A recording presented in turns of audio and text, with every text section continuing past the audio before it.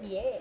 The localities can't handle it by themselves, and Americans band together and say, we're going to help the afflicted area.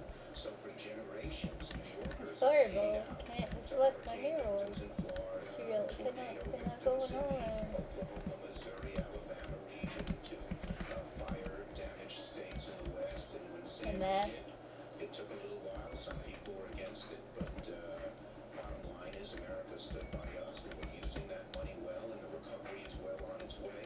There is a place where we're disappointed. I warned Tom about this. A bit more Oh. scale of damage was working. It's taking a little too long for the money to flow to the homeowners and to the small businesses, and we'd like that to be a little quicker. I think we're seeing light at the end of the tunnel, but it's taken a while. But as for the relief to I wish government, I could as for the spin. emergency repairs, as for Spin. building back our beaches, been very good. I want to, while I have you here, shift to the president's speech. The president declared last week that it's time for the war on terrorism to end. He said, like all wars, it has to end. Senator Coburn, do you think the war on terrorism is over? I don't think the president said it was over, but he said we have to start bringing it to an end. What was your reaction to his speech? Well, I see a big difference between the president saying a war's at an end and whether or not you won the war. We can claim that it's at an end, War. but this war is going to continue. And we have still tremendous threats out there that are building, not declining, building. And to not recognize that, I think, is dangerous for us in the long run and dangerous for the world. Senator Schumer? Yeah, I think no one can dispute how strong the president's been on this war on terror. What he's saying is there's a new phase. We've been largely successful at dealing with Al-Qaeda in Ooh. Afghanistan and Pakistan. That's not over. There are new types of threats that we have to be vigilant about. But he said under this long-term war on terror, where small groups of individuals can hurt us, we need some rules. We need some rules. We need some transparency. So American citizens and the citizens of the world Oof. know we're not just going willy-nilly. I think under scrutiny, what they've done will hold up very well. But having transparency, having rules, and engaging other activities other than military to help curb the war on terror, diplomacy, economic sanctions, and What? things like that, is going to be useful as well. So I think the president did a very, very smart pivot, realizing we're not going to let up on terrorists, but at the same time, we're going to meet the changes in the world. Senator Coburn, the president also said that he's asked the Attorney General to review all these investigations into leaks of what he says is classified information, and whether that's put a chilling effect on journalists trying to report the news. Do you think the Attorney General is the right person to head up this review? Absolutely not. You cannot investigate yourself, and I think it's a total conflict of interest. First Amendment rights and the freedom of the press in this country and the intimidation that it is going forward. Excuse It doesn't mean you me. shouldn't investigate it, and it shouldn't mean we shouldn't be tough on that. But allowing the very person that authorized Something. the two things that we are very Fuel. aware of today to investigate whether or not he did that appropriately is inappropriate. Well, let me just ask, do you think we need an independent counsel or something of that nature? Well, I certainly think we need to separate it from the authority of the Attorney General, since the decisions were made either by him or under him. And I don't think he can investigate himself. And so, I don't know how to what use we're going to get my back. own. But the point is there's an inherent conflict of interest in me judging whether or not I did something and then reporting to the president. Senator Schumer, what do you think about that? Well, the system is clearly broken. Look, we have two very serious interests here. We have the right of the government to protect certain information from becoming public. Often that's classified national security information. Sometimes it falls into other hands. At the same time, we want a robust and full freedom of the press. And the only people who make the rules in this case are the government side. This So Monday. I proposed, along with Lindsey Graham, and we'll be announcing that we have 4 Democrats and 4 Republicans and another gang of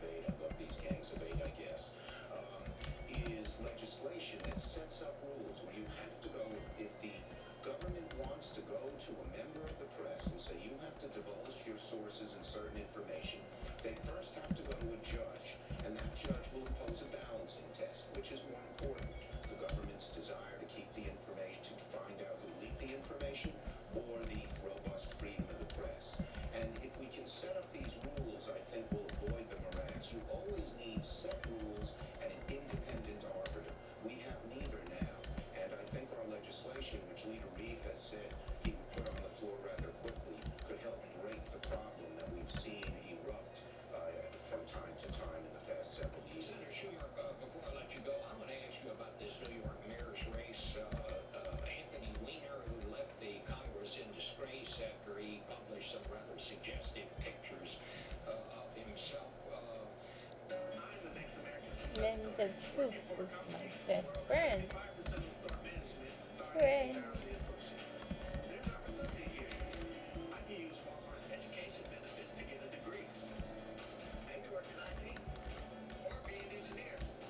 Even today, when our store does well, I earn quarterly bonuses.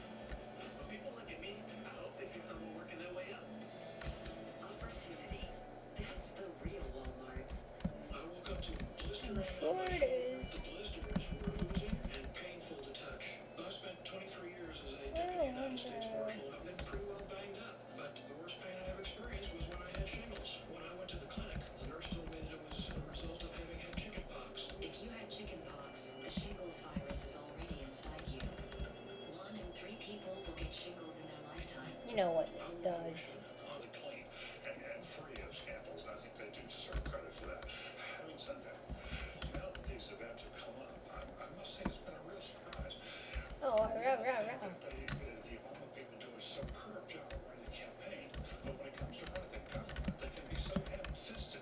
It really sort of boggles the mind Ham-fists. sometimes. These recent controversies, as you call them, you and I have seen a lot of them. They don't amount to Watergate, they don't amount to Iran-Contra, but they're important. The government, I think, mishandled it in allowing these things to take place on the IRS front and allowing things to take place right after reporters. Then we came to the White House and how you communicate about this. It's an old stunt. There's no, to paraphrase an old world of journalism, what you need to do in the government when you've got a bad set of facts on your hands, you need to get them out. You need to get the story out fast. But first you need to get it straight. And that's exactly what they haven't done. They've had all these different conflicting stories. And now we're into a third phase of this where we're not getting the answers. We don't know. I think right now the biggest thing they have to do, come clean. Tell us the complete facts. Well, I'd start by reminding people that these are not second-term scandals. They're actually first-term scandals where the information on them was delayed until after the election for a variety of reasons. I think I'm missing something. So I don't know if that's successful or not successful in that political context. We've had a declining reputation of government in America. I think those This things is are kind of wrong. Treating like they was. Thinks that the Attorney General should not be in charge of this review It's not the of point of leaks these and so forth. games. I actually agree with him on that. I think an outside group, I'm not sure why a special counsel is needed on the question of the leaks. I'm not sure that there are any criminal laws that have been violated here. It's simply been a It's failure not to observe the guidelines experimental. already in place. And something I think Exploration and discovery. special counsel arises more in the IRS situation. And who is actually going to get to the bottom of this? Opening it up. We don't know. I think Michael's right. Because it's in effect a crude form of Stonewall at this point. Let me just ask you quickly, the president made a big speech on war on terror, and he says we have to bring this war to an end, but that's easier said than done. What did you... I'm not even sure he said that, by the way. I'm not sure there was a whole lot of news in his speech. The president has a way of rhetorically distancing himself from the war while conducting it. He has a way of criticizing the policies of his predecessor while implementing them almost exactly. What we learn from this speech is that he wants to reduce the pace of drone operations from the Obama level to the Bush level. Okay? We learned that he wants to close Guantanamo, which he's wanted to do all along, but hasn't given the Congress really a viable plan. He learned that he was going to have a special envoy to do this. Well, we had one, actually, a very effective one. I think the reality here is that the president, it knows that we're going to conduct this war. reasons, and so you end up with a significant amount of moral cleaning and not much policy change. I thought it was a big league speech, so I welcome it in that sense. I hope he does more on foreign policy. And I think it was also salutary that he's trying to demilitarize U.S. foreign policy and put it more back into the State Department. I think that's very, very welcome. But this speech at the end of the day did not address what the really hard-on issues are: Syria, Afghanistan, Iraq, especially Iran. Weapons of mass destruction coming out of Iran could throw all of us out. We could be right back in a war of terror. And we have to come back in a moment. I'll have some personal thoughts. Oh, it opened. Thank you.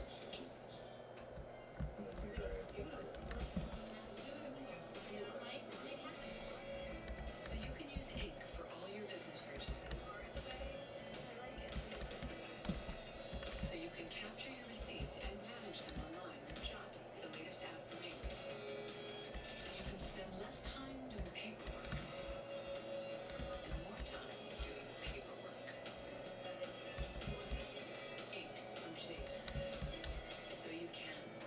I have a lot of pride. I didn't even know how to ask.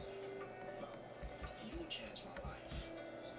I don't know you, but you cared about me. Can't see anything. It probably seems simple to you. Turn left instead of right. But it means the world to us. Every time you visit your local Citgo, you help us create positive, lasting change in people's lives. Learn more at Citgo.com. People often ask me, of all the administrations you've covered, which was the most secretive and manipulative? The Nixon administration retired the trophy, of course. Since then, my answer is whichever administration is currently in power. Information management has become so sophisticated, every administration learns from the previous one. Each finds new ways to control the flow of information. It's reached the point that if I want to interview anyone in the administration on camera, from the lowest level worker to a White House official, I have to go through the White House press office. If their chosen spokesman turns out to have no direct connection to the story of the moment, as was the case when you and Ambassador Susan Rice were sent out to explain the Benghazi episode, then that's what we and you, the taxpayer, get. And it usually isn't much. So I am glad the president has asked the Attorney General to review 6 months. You get bigger, healthier plants guaranteed. Who's got 2 green thumbs thanks to Miracle Grow? I'll this down. Boom! With the right soil, everyone grows with Miracle Grow. All companies that have changed my country, companies can make a difference. We have the chance to rebuild the economy, create jobs, keep people healthy, and improve schools in our communities. In Angola, Chevron helps train engineers, teachers, and farmers, launched health programs. It's not just good business. AHA created a Legion knee replacement with Theralast technology. It's the only knee lab tested to simulate 30 years of wear performance. That's 9 times longer than the industry standard. There are potential risks with any surgery. Recovery takes time and depends on factors like activity level, weight, and age. Lab testing has not been proven to predict clinical performance. Learn more and find a surgeon near you at rediscoveryourgo.com. Smith & Nephew, rediscover your go. some of our stations are leaving us now, but for most of you, we'll be right back with a lot more Face the Nation soon. You shot him? Yeah. He was one of the SEALs who shot bin Laden. His first-hand account of the historic mission on a special edition of 60 Minutes tonight. TV's #1 show, NCIS, Tuesday on CBS. What can you experience in the scene? Inspiration. Great power. Oh my god. Exhilarating performance. What's great mind? All of the above. Take your seat in the incomparable ordinary career. It came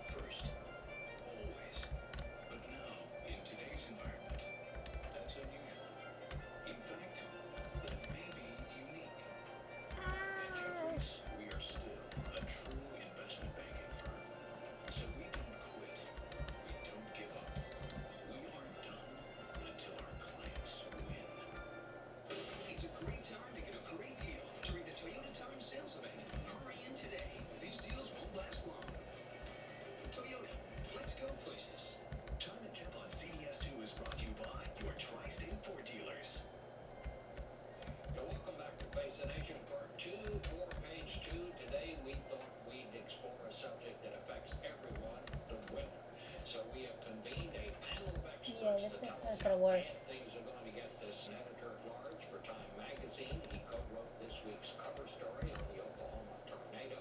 David Bernard is with us in person today. He usually joins us from his weather-watching post at WFOR-TV, our CBS affiliate in Miami. And Marshall Shepard is the president of the American Meteorological Society. He is in Atlanta this morning. Dr. Shepard, I want to start with you because we've had floods, we've had droughts, we've had tornadoes, we've had superstorms. It's cold when it ought to be warm, and it's warm when it is supposed to be cold. I guess, if it starts raining. And I'm a professor at the University of Georgia, and here in Georgia, we've actually had almost all of those examples that you just gave. Tornadoes in Atlanta, we flooded in 2009, a really bad drought. I think it depends on which phenomena you talk about. Certainly, as I often say, weather is your mood and climate is your personality. So on any given day, you can have really cold weather or really violent weather. But the scientific literature, including our recent AMS climate change statement, does suggest that our climate is changing. And I think we can say some things about certain weather phenomena and climate phenomena that are more linked to this climate change. And we are in a different climate system now.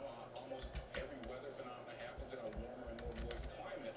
And so I think we do see some changes in our climate and some responses in our weather. I think it's a bit premature to say that there is a definitive link between that more tornado last week and climate change. There is no link. And in fact, to the extent that climate change plays a role, the variables kind of neutralize one another. You get an increase in warm and moist air, which feeds tornadoes, but you also get a decrease in the updraft, the vertical shear. So they sort of cancel each other out.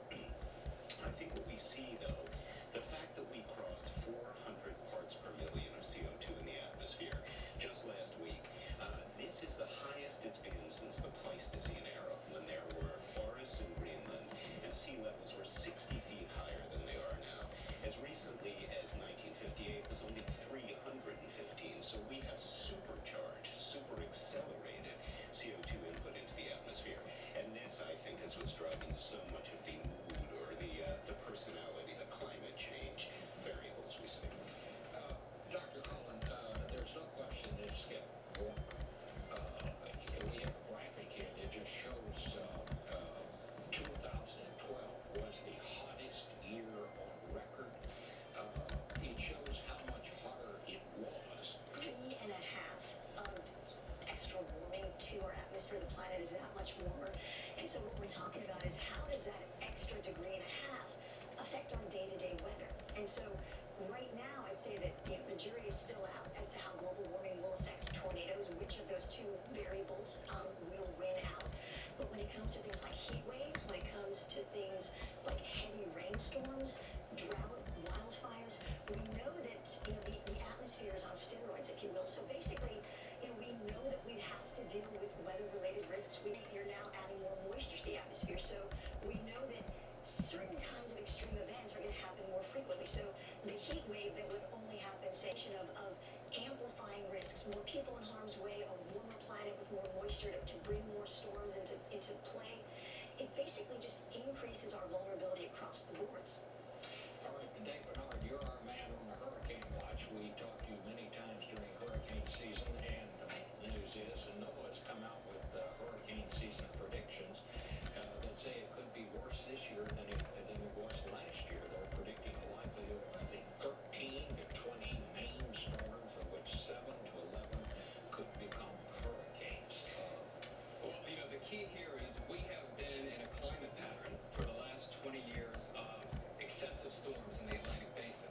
That climate pattern, Bob, is still in place. So that's the reason why we're looking at other storms. They stayed out to sea. But with a forecast like that and the potential for more landfalling storms, I think there could be even a greater impact. And what we learned from Sandy and even going back to Hurricane Katrina, and basically what Dr. Cullen was saying, we have more people now living on the coast than ever before. So the impact potential really is that much greater, and we have to learn how to mitigate against these storms. Clearly, that was not done in the Northeast. We've gone so long without a significant hurricane there. We've seen that in other areas. We have to learn to live with these storms, and going forward, since we don't know exactly where this climate pattern may take. We're in the middle of the playoffs right now. A basketball 10 feet high think of it this way. Climate change is actually adding about a foot to the basketball floor so that more people can dunk the basketball. There's just more amplification. That warmer and more moist climate is amplifying, as Heidi mentioned, some of the weather systems that we see. And one quick point I want to make, I often get the question, well, what is the big deal? 1.5 degree. Well, if our child gets a 1.5 or a 2 degree fever, that may not sound like a lot, but our body responds to that and our climate system as well.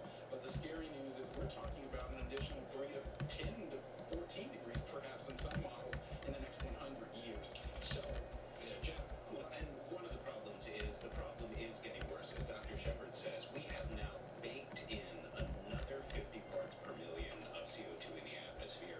Even if we turned everything around now, what's in the pipeline already is going to increase up to 450 and at a rate of 5.4 billion tons of CO2 the U.S. puts into the atmosphere every year, and 2.4 million pounds per second that the world pumps in activity and this kind of climate change. And we have to face the reality that the problem exists, and now we have to address it. Well, what is the human activity there? Well, the human activity principally is fossil fuels. Now, funnily, everybody attributes this to cars principally. Actually, 40% of all of the contribution is our homes, our office buildings, and things of that nature. Fossil fuels do make a difference, and we are actually making progress. The slow transition to renewables, the increase in mileage standards for cars, all of this is bringing these numbers down.